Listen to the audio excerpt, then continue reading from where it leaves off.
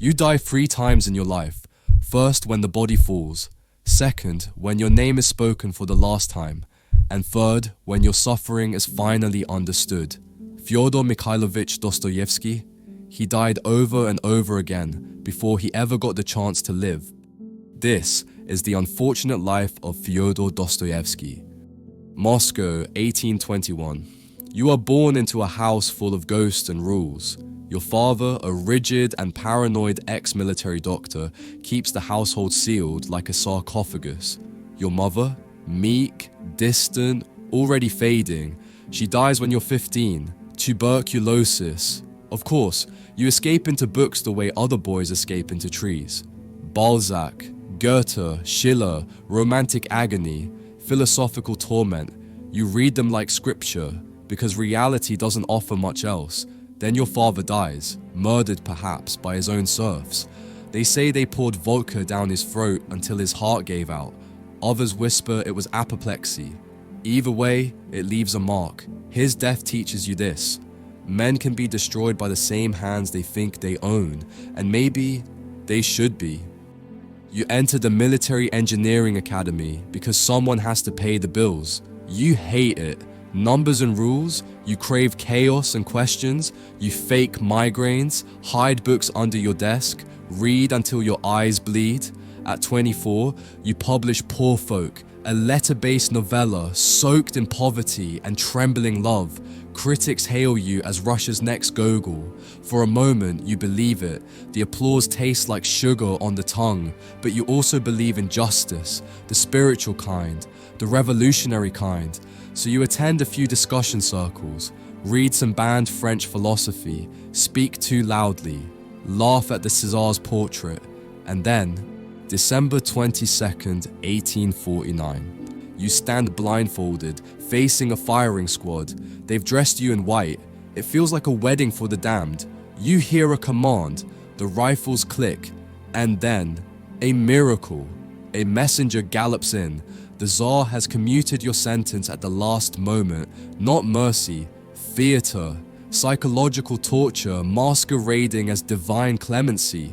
Your sentence is downgraded to 4 years in a Siberian labor camp, followed by forced military service.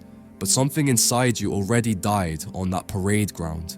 The man who stood there will never fully come back. In Siberia, you sleep beside murderers, thieves, madmen. Your legs are bound in chains. You piss blood. Rats nibble your fingers in the night. There are no books, no pens, only silence and screams. But here, in this wasteland, you begin to understand something vital. Suffering is the crucible of the soul. Not abstract suffering, not poetic heartbreak, but raw, humiliating, piss and blood degradation. And still, you endure, you pray, you listen, you forgive. Slowly, something new takes shape inside you, a darker kind of compassion, the kind that sees people not as heroes or villains, but as wounded animals clawing through a world they never asked to enter.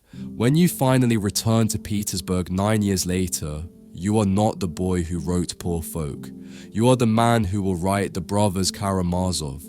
But first, there are debts to pay, literal ones. You develop a taste for roulette, not the money, the chaos, the illusion of control. You pawn everything, manuscripts, coats, your wife's jewelry. You win just enough to believe you're smart. You lose enough to confirm you're cursed. Your first wife dies. Your brother dies. Your creditors circle like wolves. You're drowning. So you make a deal with the devil, a greedy publisher who demands a full novel in under a month, or he takes everything, including your copyright. Desperate, you hire a stenographer, Anna Grigorievna, 20 years your junior, sharp as glass.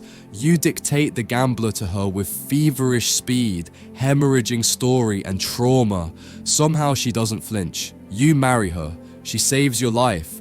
Now comes the work, real work.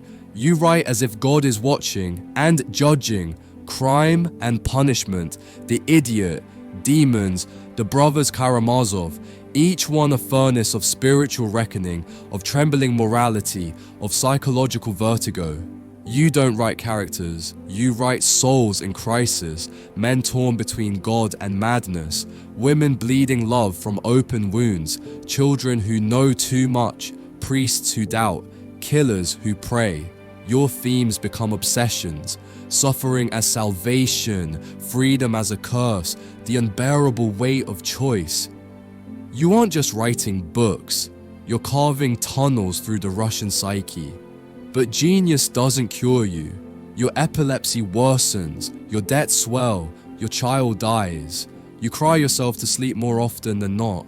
In your last decade, you are both revered and resented. Russia calls you prophet, others call you hysteric. You give public readings that bring grown men to tears. People call you the conscience of Russia, but behind closed doors, your health crumbles. Seizures rack your body, your lungs fill with blood. You keep writing. Your final novel, The Brothers Karamazov, is your cathedral, a culmination of every wound, every vision, every terrible truth you've scraped from the bottom of your life.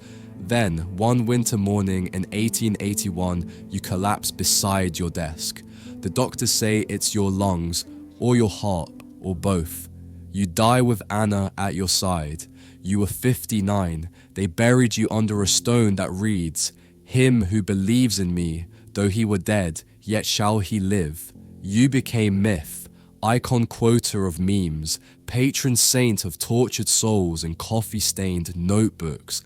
But if you could see it all now, the highlight reels, the lectures, the cherry-picked quotes, you might laugh or weep, because the truth is, you never wanted glory.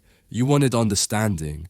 You wanted someone, anyone, to feel what you felt, to see what you saw when the abyss blinked back, and maybe if they're quiet enough, they still can.